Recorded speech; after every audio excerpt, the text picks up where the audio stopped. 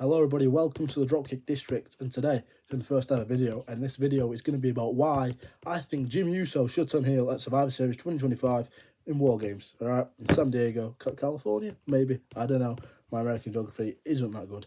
However, the first thing I'm going to get into, I want to mention this prior to getting into why I think he should turn heel and the ripple effect of that. First thing mainly is we're going to be focusing on recent events, alright, we're going to be looking at the last few months, last few weeks specifically, because if you look back at the Bloodline story, that's over 3 years. It's a long time. You can nitpick so many little things that could build into this, and I know that would add depth to it. However, for the sake of this, we're going to try and keep it short and sweet, because you don't want to recap of that, because that story's going for a long time. I'm sure you could even look into the Usos' 10-year history, 10-year plus history in WWE, and nitpick little things. So the first thing is, obviously, in the recent events, we've had Jey Uso. Obviously, this year he's won the world title at WrestleMania. He beat Gunther. He then lost the world title. He then had title matches and lost them. He had a small kind of, feud / problem with the vision. He lost to Jey Uso at Saturday Night's main event, but he lost to CM Punk at Saturday Night's main event. However, prior to that, a week or two prior, there was a battle royale to see who would face CM Punk after Seth vacated the title, unfortunately, due to injury. And one of the men that Jey eliminated from that battle royale was Jimmy Uso. His brother, obviously, prior to that, they said that, hey, it's everyone's man for themselves. But, there is still that underlying bit of stabbing your brother in the back, eliminating them from the match when, you could have eliminated them first together and then had a one-on-one. There's that side to it. He took him from behind. He got him from behind, did it behind his back, capitalised basically on an opportunity, which is understandable. It's every man for themselves. But there's them little things that I guess, hey, you could have done it this way. We could have had a fair one-on-one match, brother versus brother, but instead you did this. Also, obviously, Jey Uso recently has been acting, I suppose you could say, like Roman Reigns in the tribal chief way. He's been arrogant, he's been egotistical, he's been selfish. He's put himself first. There's the times with the LA Knight scenario, again, a few weeks ago, obviously, but still in recent enough memory for it to make sense for this to occur. He refused to help him because, obviously, it's all about him. It's just me use, that stuff, day one-ish. I also do believe that it is very unexpected. Okay, I do think it's something that is unexpected because a lot of people are saying about Jey Uso, Jey should go heel or Jey's gonna go heel kind of thing. When I think it should be Jimmy, because I believe Jimmy Uso deserves a chance as a solo star. Jey's had his chance, and obviously, if you've watched WWE Unreal, you'll know that they chose Jey Uso. They were to put a rocket on him, and I'm sure there's multiple reasons for that, and I'm sure one of the big ones is commercial. The money side of it obviously is a big thing. It's a bit, WWE is a business, TKO is a business, and the running WWE now is a business, and that is an important thing. Is money, and Jey Uso right now is a massive face. He's very over. He eats for the crowd. The kids love him. Some adults love him. A lot of people do like him, regardless of what people on the IWC say online, the internet. Look at his entrances, look at the merch he sells, look at the reaction he gets from the crowd. Everyone on the internet acts like he's the worst wrestler ever and nobody likes him, he's awful, but then he goes into sold-out stadiums and arenas and nearly everyone in there's eating. They've got the flashlights on, people are singing his song. He's things I don't like. I would say, the whole little rerun in the entrance, no yeet to that. But I think Jimmy does deserve a chance. I think he deserves a chance as a single star as well, because he never really had one when they broke up, and they had that little thing where he did the Deuces and he went to Raw. And I believe Jimmy stayed on SmackDown or vice versa. For me, Jimmy didn't have the chance that Jey had. Jey kind of got put out there. Obviously, Yeet, we know Yeet came from a press conference where Jey was intoxicated and was dilly-dally and said Yeet, people loved it, did it again, and then, it became a thing. I don't think Jimmy needs that. I just think Jimmy needs a chance to show what he can do, because he's a good wrestler. He's a great wrestler. I believe in ring, I think he's better than Jey Uso, which is no shade to Jey Uso. Can I clarify that? I'm not trying to throw shade here at Jey with this video or anything I'm saying. They're just giving him my reasoning for why I think Jimmy should have this chance, and I think a heel turn would be big because it's not happened before. We've seen Jey have this whole thing go back and forth, and I think the expectation going into War Games is Jey's going to turn heel. Jey's going to do something, not necessarily join the vision, but, maybe, take out cost CM Punk or something happens, or do something to someone else. I just think for this personally, it should be Jimmy who goes heel. How, you ask? It's a different question, okay? Because it's kind of hard to turn heel without him joining the vision in this scenario, I guess, but it wouldn't be that way. I think there would be a scenario where Jay maybe does do something a bit heelish, you know, pushes someone off, pushes Jimmy off someone to get his own at them, or pushes Punk, whatever, and then it builds into it. I think the only thing is there would probably be complaints because there's not been a build to the Jimmy heel turn. However, it seems so obvious Jay's going to go heel that what if they do that and play the surprise card? Because that's what it should be about. It should be about surprises. If I'm going into a PLE thinking, oh, Jay's going to turn heel, when he turns heel, I'm still shocked, but I'm just like, I knew this was coming. Like, he did turn heel. Whereas, the other way around, imagine Jimmy Uso does something, maybe super kicks Jay or costs him on purpose and does something, hits him with the check, takes him out, whatever. Then you're actually like, oh my God, obviously, I'm not reacting how I'd actually react if I was watching it, but you get the gist of things, all right? I'm not very good at going into kayfabe and pretending that I'm watching it happen, but you get the gist. I do also think Jimmy could be a great mid-card star. I think he could have a great run with one of the titles. Obviously, Cena's currently the IC champion, and I don't think he'll dethrone him because he's only got 2 matches left, and one of them's against Dirty Dom at Survivor Series, and the other is the final match, which is someone in the tournament. So, should be Carmelo Hayes, by the way. But Jimmy's not in that, so it's not possible right now. But then there's the US Open Challenge, and I believe, correct me if I'm wrong here, chat, Jimmy did fight in some form of like tournament or like kind of thing in that US title scene. Maybe it was a qualifying match for the number 1 contendership or something like that. But I remember him being quite good on a solo run, right?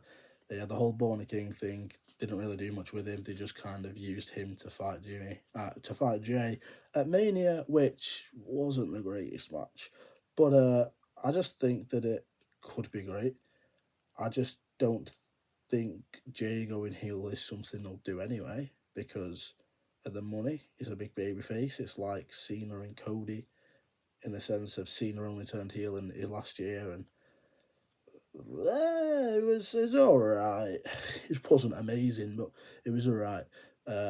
Cody, for example, there's a lot of people say about him turning heel because of his heel work in the indies, but I think the thing is, if you watch a lot of that heel work, it does involve, I would say, stuff that I couldn't imagine being on WWE, like, constant swearing and cursing, like that.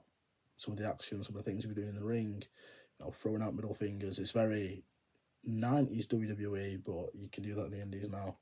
Don't think it'd slide. So then I think the issue is, if you turned him heel, let's say his hair went brown, and he does start being a bit heelish, because we do see that, but I think the heel things we see from him aren't because he's going to turn heel. I think it's purely just because he's showing how much it means to be this champion, so he's willing to do everything he can in a good way, in a like John Cena never give up kind of way, the way that he'd do, I suppose, heelish things, like, handcuffing Batista. I think it was, or Orton, or maybe he got handcuffed. I've got a bad memory. But like, he had Batista in the air on the car. Batista says, I quit. A face should put him down.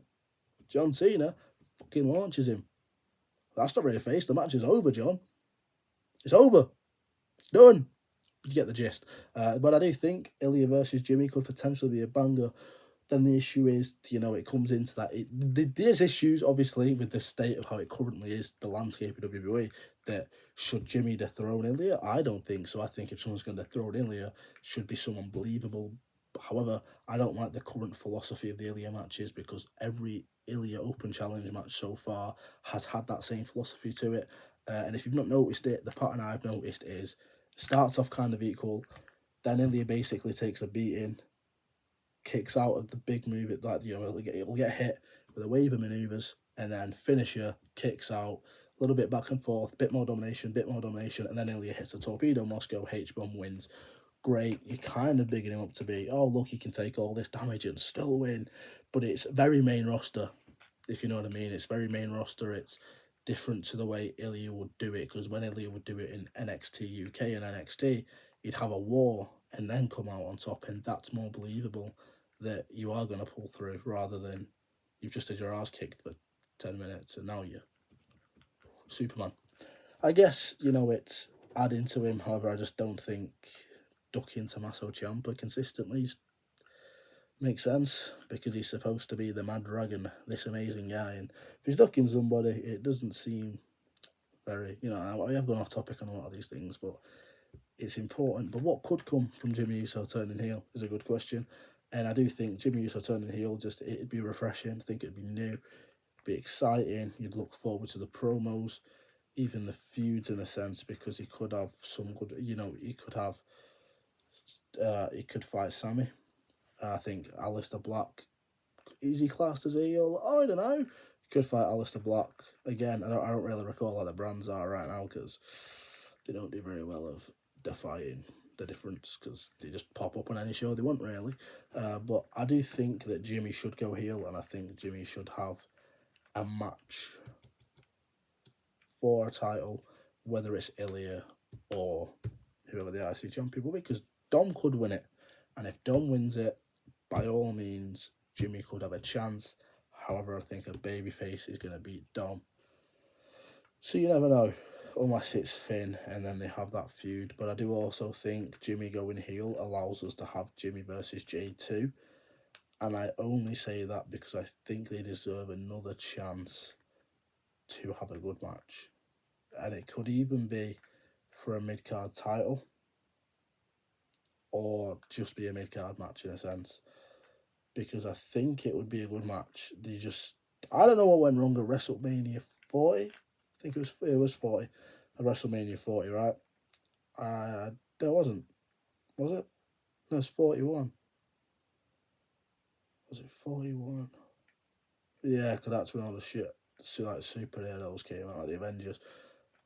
Yeah, I think. No, it wasn't. 41 was when Punk headlined. It was WrestleMania 39 was Usos versus Kevin and Sammy. 40 was Jimmy versus Jay. And that's when all the superheroes happened. And 41 was, I was going to say that match, but it wasn't that match, because that should have been Seth, not Cena. But you get the gist of things.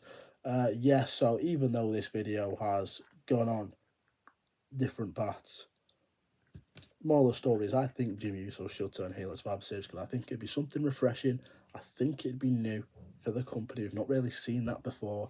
It'd be unexpected, because currently a lot of people are speculating Jay's going to go heel. I think Jimmy's a great wrestler. He deserves a chance as a solo star.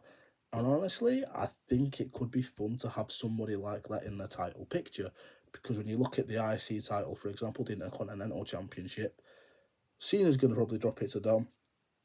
Once that's happened, if you look at that kind of title picture, there's no one really there that's new, because we've had Rusev and Penta be in that picture for a while now, and that's great. Neither of them had a chance to win it, so why not throw in a Jimmy? Because I do think if Jay wins the title, if Jay does turn heel, then I do believe that he might go back into that title picture, and for me it's just boring, because we've seen it. We've seen him there, and it'll be LA Knight, Jay, maybe Sammy will go up to there, so it'll be the same thing again and again, which we don't need, we don't want. I do also think that the big thing at War Games might not be the heel turn from the face team. I think it will be Bron Breakker spearing Brock Lesnar.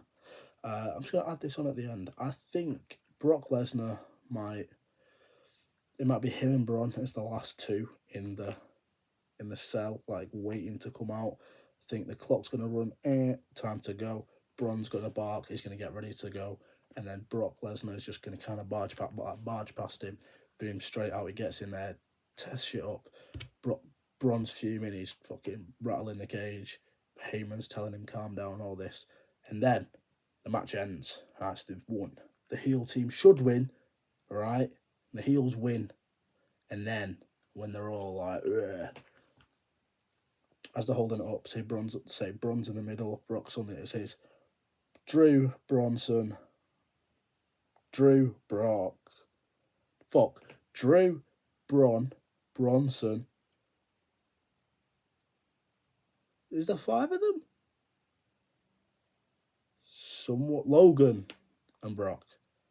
Arms holding up, War Games, cameras panning out. Thanks for watching. Wait, yeah. Yeah, so it goes boing, boing, spear. Takes out Brock Lesnar, then we get Brock versus Braun at WrestleMania 42.